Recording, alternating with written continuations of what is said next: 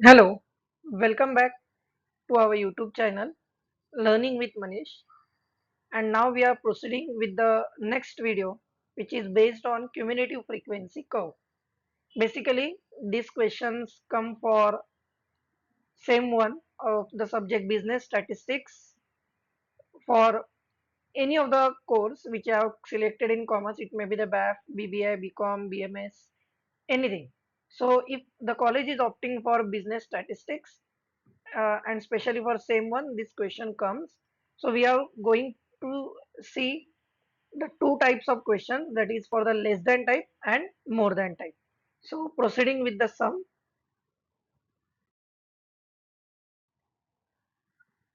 if you observe here, they have given the question as draw a cumulative frequency curve for less than type and more than type based on the following information.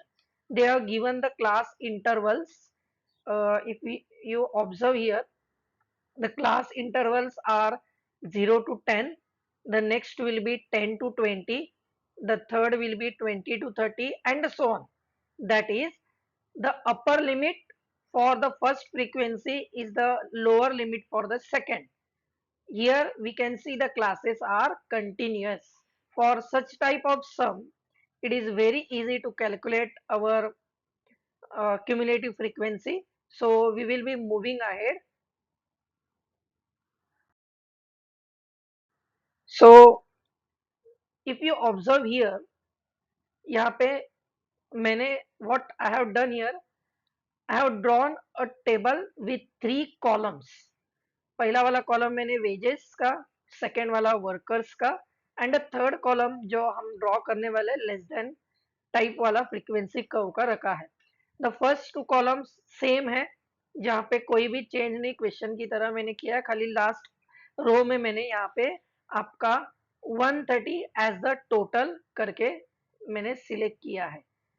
यानी मैंने 10, 20, 30, 40, 10 and 20 इनका total करके 130 मुझे answer आया है. So for cumulative frequency जब हम लोग लेस देन टाइप करेंगे, तो एक याद रखो, एक इजी ट्रिक, यहाँ पे हमें उल्टा करना है. लेस बोले तो हमारे दिमाग में क्या आता है कि we are going to do the subtraction, but जब हम लोग क्यूमुलेटिव फ्रीक्वेंसी का बात करेंगे तो लेस देन टाइप करने के लिए हम लोग को ऐड करते जाना है. सो पहला वाला फ्रीक्वेंसी सेम रहता है.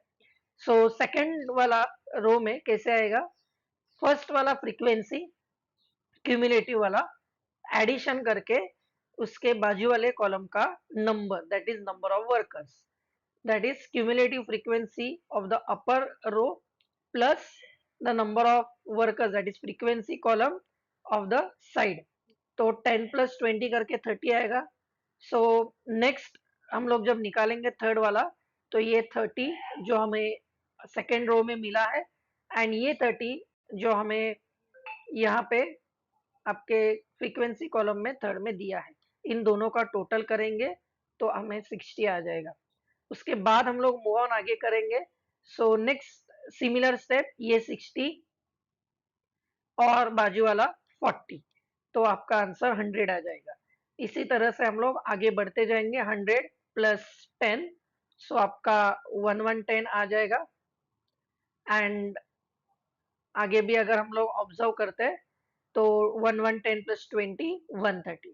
याद रखो, the total we have got from the frequency column, that is 130, and the total we are getting at the last row of our cumulative frequency less than type, ये हमारा टोटल मैच होना चाहिए, तो ही हमारा आंसर क्या है correct करके consider किया जाएगा. सो आई थिंक क्लियर है. लेस देन टाइप है तो हमें एडिशन करते जाना है. पहला वाला फ्रीक्वेंसी सेम रखेंगे, सेकेंड वाला रो निकालते टाइम फर्स्ट वाला क्यूमुलेटिव प्लस बाजू वाला फ्रीक्वेंसी, ऐसे करके आगे जाना है. तो आपके अंडरस्टैंडिंग के लिए मैंने कलर्स भी मैच करने को ट्राई किया है, so that it will be easy. तो अभी इसी का ग्राफ बनाएंगे.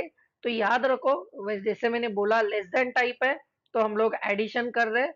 अभी यहाँ पे हमें क्या करना है, अपर लिमिट कंसीडर करना है. चलो आगे बढ़ते हैं. तो ये मैंने ग्राफ बेसिकली ड्रॉ करके रखा है, जो बेसिक फिगर है.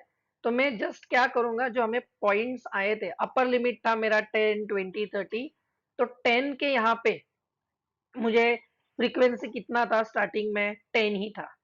सेकंड जब मैं 20 का अपर लिमिट था तो मेरा फ्रीक्वेंसी कितना आया था। तो ऐसे कर करके मैंने हर एक पॉइंट को क्या किया है, प्लॉट किया है। और ये पॉइंट्स को प्लॉट करने के बाद what I will do, I will draw a simple free hand line. कोई स्केल का बिना यूज किए मैं सिंपल फ्री हैंड ड्राइंग करूंगा और ये पॉइंट्स को अटैच करूंगा। इसी को cumulative frequency curve less than type करके बोला जाता है।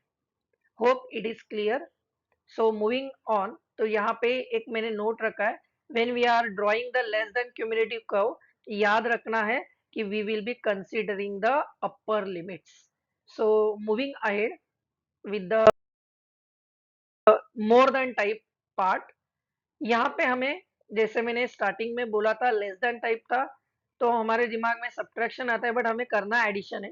यहाँ पे भी सेम मोर देन टाइप लिखा है, तो हमें लगता है कि हमें एडिशन करना चाहिए, बट यहाँ पे what we will be doing, we will be doing subtraction. तो वहाँ यहाँ पे हम लोग क्या करेंगे, सेम टोटल कॉलम, बट ये जो 130 टोटल आया है आपको, ये एक मिनट, हाँ। सो ये 130 का जो टोटल आया है, वो 130 का टोटल हम लोग as a first cumulative frequency करके फर्स्ट रो में यहाँ पे नोट डाउन करेंगे।